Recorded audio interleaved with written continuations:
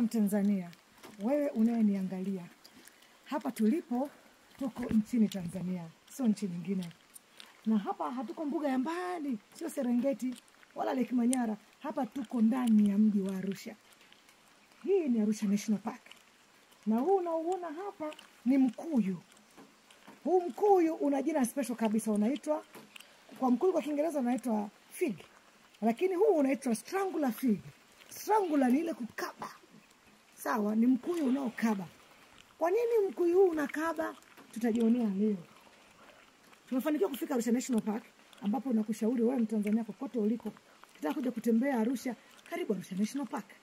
Utapaona mti huu uko mbali kidogo, lakini sio mbali sana ambapo hauwezi kufikika. Mti huu unaitwa mkuyu unaokaba kwa sababu huu mkuyu ulianza kidogo tu kama kimbegu kwenye mti mwingine. Huo mti una tabia ya kutengeneza mbegu yake inakuwa inanata kama Big G.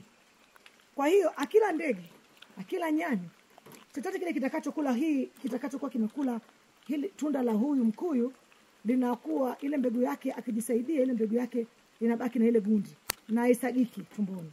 Akijisaidia inasagika kama ilivyokuwa amejisaidia. Sasa huu mkuyu ulikuja kwenye huo mti unaoona juu, ambao sio mkuyu huo mti, ni mti mwingine kabisa. Mkuyu ulichokifanya, ulikuja kwenye huo mti, ni ndege alikula labda huo mkuyu, ile mbegu yake akaja akajisaidia hapo juu, kale kambegu kwa sababu kana gundi, kakanasa pale. Kalivonasa pale kakaanza kushusha mizizi kidogo kidogo. Kalishusha mizizi kama unavyoiona, hiyo yote ilikuwa ni mizizi inayoning'inia. Sasa hivi imeungana, imekuwa kitu kimoja. Lakini ilikuwa ni kimzizi tu kimoja kama unaona kinavyoninginia hivi. Vilining'inia pembeni ya mti ukajua tu labda ni kitu kinaning'inia, kwa hiyo haukuhangaika. Watu kaendelea kuishi. Ule mkuyu ulikuja baadaye ukaanza kuzunguka ule mti. Umezunguka ule mti, ukaukaba mpaka ule mti umekufa. Yaani baada ya mizizi kushika chini tu, ukaanza kunyonga ule mti. Kwa hiyo unategemea ule mti mpaka ule mti utakapokuwa umeanza kumbebesha mpaka atakapofikisha mizizi yake chini. Akishakutana na maji, unakujua anapata chakula ambacho ni jua, anamuua ule host. Yaani host ni ule aliyekuwa amemshikilia, yule mgeni, yule mwenye nyumba.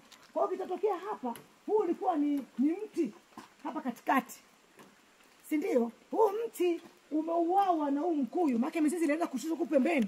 Mpaka ilivyomaliza ikaua ule mti katikati, ukaua kabisa. Ule mti ukaanza kuoza, ukaisha.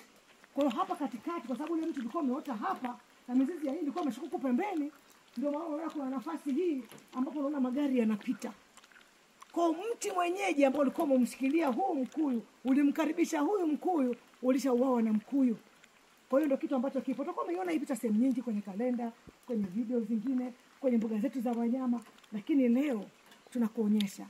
Karibu sana. Ukitaka kuona mkuyu, unaweza kukaribisha, ukija, uliza mtu yote atakwambia Arusha National Park anayepajua, akuleta. Ukishindwa, nifuate kwenye Instagram yangu ya Jungle Queen, utanikuta hapo. Karibu sana.